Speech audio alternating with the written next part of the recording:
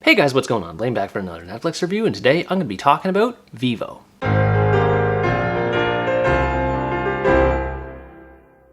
Vivo is an American animated musical comedy that tells the story of Vivo, a kinkajou monkey living in Cuba with his owner Andreas, and the two of them regularly perform music together on the streets of Havana. One day, Andreas gets a letter in the mail explaining that his former musical partner Marta is hosting a farewell concert in Miami, Florida, and she's inviting him to take part in the occasion. Andreas sees this as a second chance for him to confess his love for her due to having missed out on his first chance several decades prior, and he even has a song written specifically for the occasion to confess his love for her, but then he ends up unexpectedly dying in his sleep overnight. This initially devastates Vivo, but he quickly recovers and stows away in a family member's suitcase following Andreas' funeral and finds his way to Key West, Florida. The family member Gabby teams up with Vivo as they go on a frantic journey together to Miami to try and hand Andreas' last song to Marta before her final concert comes to an end. If you can't already tell from the tone of my voice, then I'm just going to come right out and say it. I loved this movie. I loved how colorful it was, I loved how vibrant its soundtrack was, how emotional its storyline was.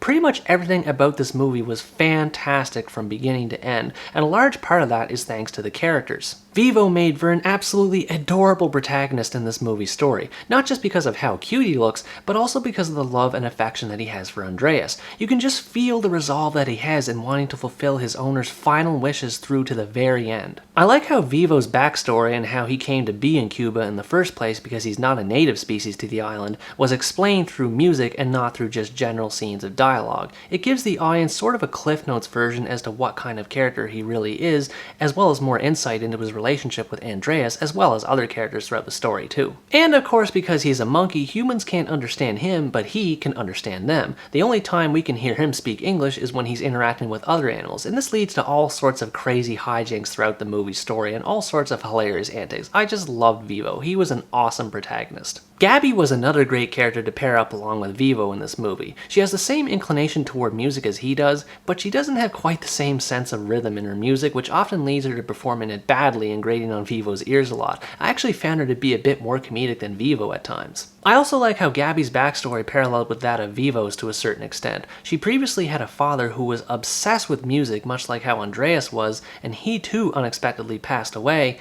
leaving Gabby to be raised by her now single mother. And this creates a lot of interesting dynamics and conflicts between mother and daughter that I thought were portrayed in a believable manner. I was surprised to learn upon starting up this movie that it wasn't actually made by Netflix, but instead it was made by Sony Pictures Animation. And not only that, but this movie also happens to be the first musical movie they've ever made, and I gotta say, for this being their first musical ever, they did a phenomenal job with this movie's soundtrack. If I remember correctly, there's about 11 songs that are featured in this movie's soundtrack. Someone can correct me if I'm wrong. Some of the songs are shorter or longer than others, but what I like the most about every song in this movie is that they don't interrupt the flow of the overarching narrative. They all start and stop exactly when they need to. Each musical number that's featured in this movie is more memorable than the last. They're all bolstered powerfully by creative choreography and gorgeous, colorful scenery. The movie is so beautiful to look at that I honestly felt at times like I was being transported inside the world of these characters. All of the songs were written by Lin-Manuel Miranda, with the score itself being composed by his longtime collaborator. I forget his name at this time.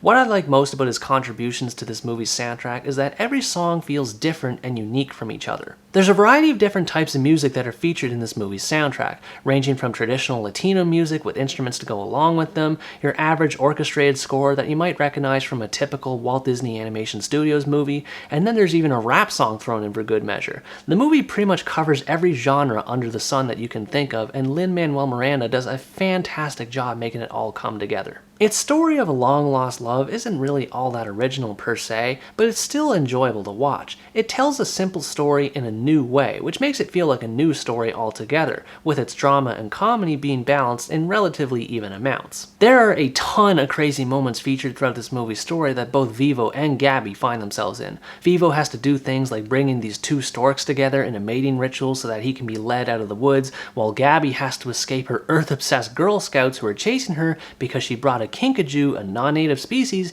into the United States of America. There was never a dull moment throughout this movie story, and I couldn't stop grinning the entire time I was watching it. Probably my favorite comedic moment in the entire movie is when Vivo encounters the Lutador, an anaconda that resides in the swamps of Florida that's obsessed with silence and hates anything to do with sound. And for a movie that's a musical where the whole point is to create sound, you can imagine the shenanigans that Vivo finds himself in. As I mentioned earlier, the movie features a certain amount of dramatic elements in its story too, like flashback scenes to example that harken back to a simpler time when Andreas was just a young budding musician trying to confess his love for Marta, but due to reasons beyond his control, he was unable to do so. Or there might be a fond memory that Gabby recalls in the middle of her story, and she remembers all the fun that she used to have with her father. These scenes invoke a certain amount of nostalgia for me, and I found myself becoming emotional at times watching them. The only real little nitpick I have about this movie is I would have liked to see more detail about the relationship between Gabby and her father.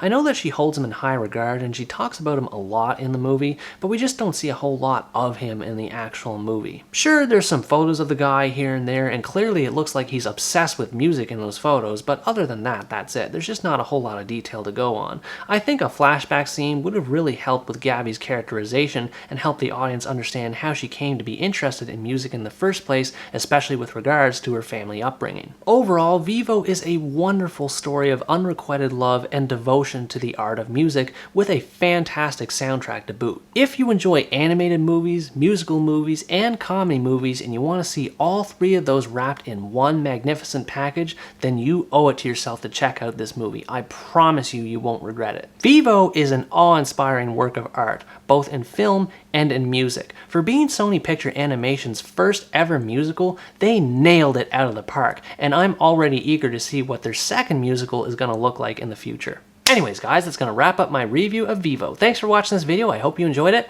and as always stay tuned for the next part, where next time I review the romantic comedy and final film in the trilogy, The Kissing Booth 3. Bye bye!